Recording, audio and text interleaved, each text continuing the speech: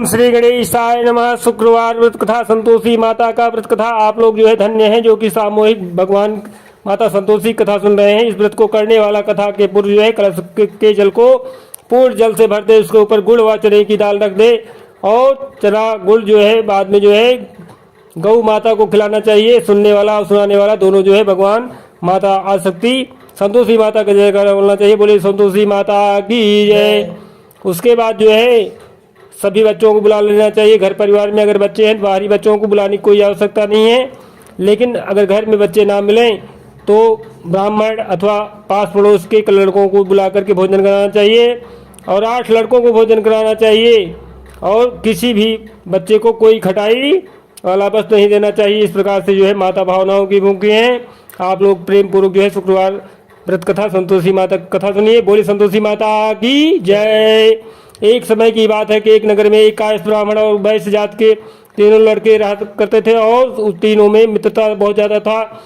उन तीनों का विवाह हो गया था। ब्राह्मण और कायस्थ के लड़कों को जो है गौना भी हो गया था, परंतु वैश्य के लड़के का गौना नहीं हुआ था। एक दिन जो है कायस्थ के लड़के ने कहा, हे मित्र, अपनी ससुराल वालों से मुलाकात करके अपनी स्त्री को घर लेकर आओ। स्त्री के बिना घर परिवार कैसा सुना लगता है, अर्थात अच्छा नहीं लगता है। एक बात को सुन लीजिए। इस बात को सुन करके वह वैश्य लड़का जो है उसको बात अच्छी लग गई। वह कहने लगा कि मैं अभी जाकर के मुलाकात करके उस अपनी पत्नी को लेकर आता हूँ। ब्राह्मण के लड़के ने कहा, अभी मत जाओ क्योंकि शुक्र अस्त हो रहा है, जब उदय हो जाएगा तब लेकर के आना। परंतु वैश्य के लड़के की ऐसी जिद हो गई कि वह किसी प्रकार से नहीं माना और उसने अपने ससुराल में जा करके जिद ठान लिया और समझाने बुझाने पर भी नहीं माना और मजबूर होकर के जो है उसके ससुराल वालों ने उसे के साथ जो है अपनी पुत्री को विदा कर दिया। इस प्रकार से जो है इन दिनों शुक्र अस्त हो गया था जो उदय होने पर ले जाना, परंतु उसने एक भी बात नहीं सुनी और अपनी पत्नी को ले जाने का आग्रह कर रहा था। वह जब वह किसी प्रकार भी नहीं माना तो उन्होंने लाचार होकर के अपनी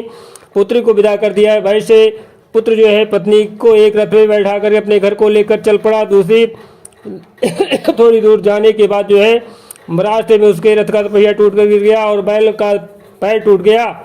उसकी पत्नी भी गिर पड़ी और घायल हो गई। जब आगे चले तो रास्ते में डाकू मिले। उसके पास जो धन वस्त्र और आभूषण था वह सब उन्होंने छीन लिया।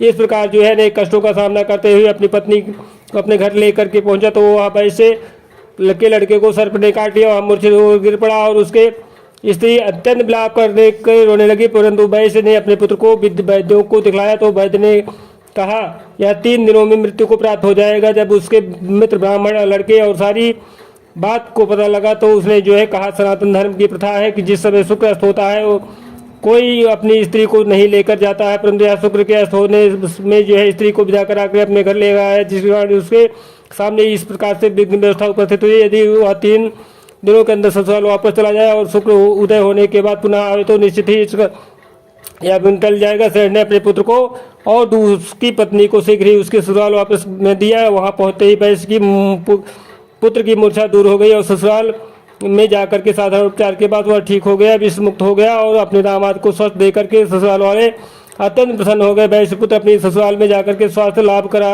करता रहा। जब शुक्र उदय हो गया तब हर्षपूर्वक प्रसन्नतापूर्वक उसकी ससुराल वालों ने उसको अपनी पुत्री के साथ विदा कर दिया। इसके पश्चात पति पत्नी दोनों घर में आकर के आनंद के साथ रहने लगे। इस व्रत के प्रभाव से जो है अनेक प्रकार की विघ्न बाधाएं दूर हो जाती हैं। जो लोग भी सच्चे मन से जो है माँ संतोषी माता का पूजा पाठ करते हैं उनकी मनोकामना पूर्ण होती है। बोले संतोषी माता की जय।